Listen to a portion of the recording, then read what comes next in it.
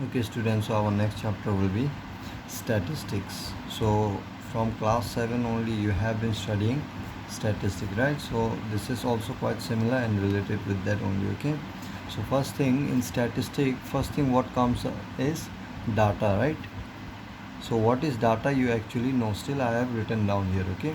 So what is actually data is whatever information you gather, okay, for some purpose.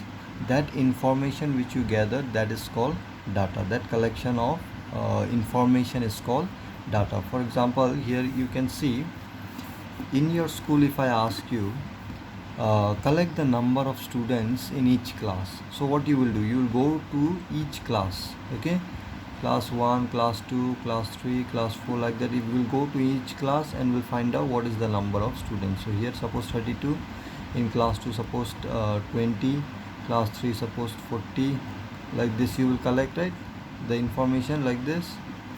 So these are the number of students you got in each class, right? Now collection of all this information is called data, okay? So this information which you have collected, 32, 20, 40, these are what? These are your data, okay?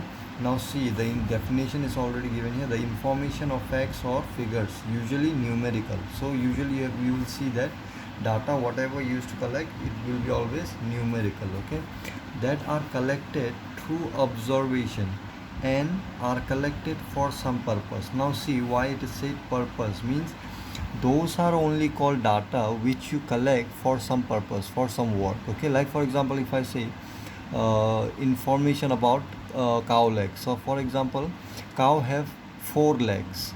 Now this information will not help you anywhere, okay? This is facts which will not work in any kind of this is not an information which I can work with in anything, right? So in this case, when you don't have any purpose of the data of the information, that kind of information will not call us data. So here if I say cow has 4 legs, those information are not data, okay? Those are only data which you gathered for some work, okay, for some purpose. So those are called data, okay? So like I said, right, find out the number of students in each class. So this number of students which you have collected, this can help you in many kind of work, okay? So for some organizing some activity and all, you can know what are the number of students, and according to that you will plan, right? So you have purpose here. So this will be called as data, okay? So now after that, how many types of data you have? There are 2 types of data you have, okay? One is primary data, okay, another is secondary data you have, okay? Now what is primary data and what is secondary data? Now I will give you a very simple example. See here, suppose the authority of the school have ask a teacher, suppose, okay, ask the teachers to collect the number of students. Per one teacher they have asked, okay, just one teacher they have asked that collect the number of students from each class. Now the teacher go to each class, suppose, okay. Now the teacher will go to each class and collected this data, suppose 32, 20, 40, these are the number of students she have collected, okay, the teacher have collected. So here the teacher is the investigator. She herself went to class, investigator, okay, teacher will be called as she went to each class and have collected the data herself. She have counted the number of students and have collected this data, right? Now this data she will give to the authority, okay. Now see here, the data which the teacher have collected, means this data collected by teacher, will be called as primary data. Why? Because the investigator is the teacher here. She herself went to each class and collected the data, right? So this data which is collected by teacher will be called as primary data.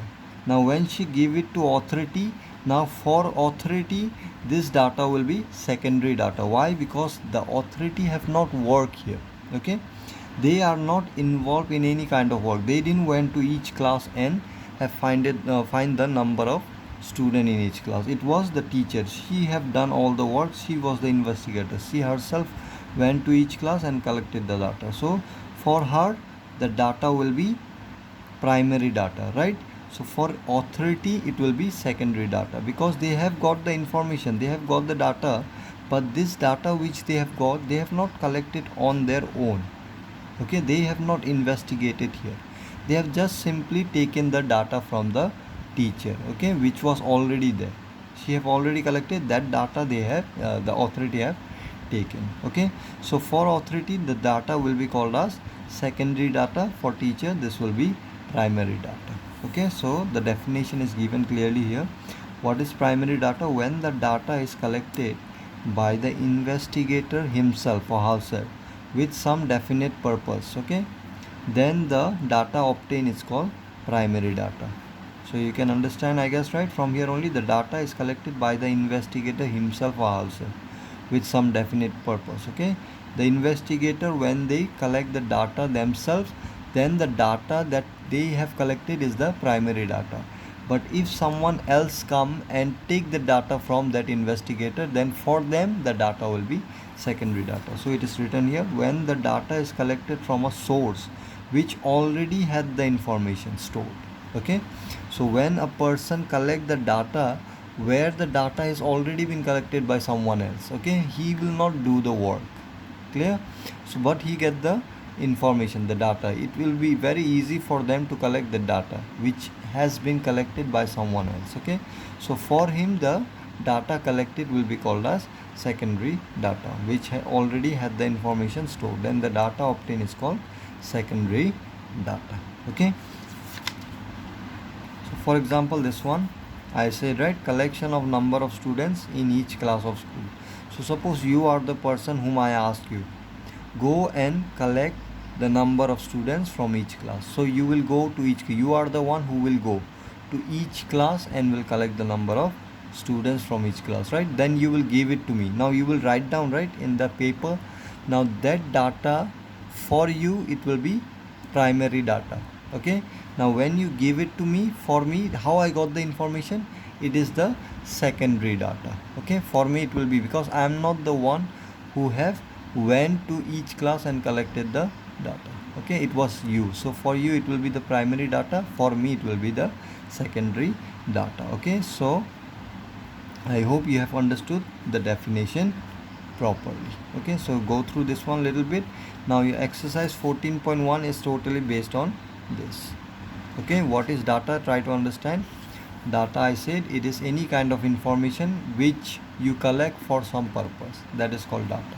Okay, so in question number 1, exercise 14.1, they have just asked you give 5 example of such kind of data which you come across in daily life. Okay, 5 example they have asked you to give on your own. So you try to think what kind of information you can gather which will be useful, which can be work with something. Okay, so you try to give such kind of example. And in the second question, they have asked you whatever data you will give, whether it is primary or secondary, you have to mention. So you try to do that. In the next video I will show you what kind of data you used to have, and then which one will be primary and which one will be secondary. I will give on my own, you try to give on your own your data. Okay.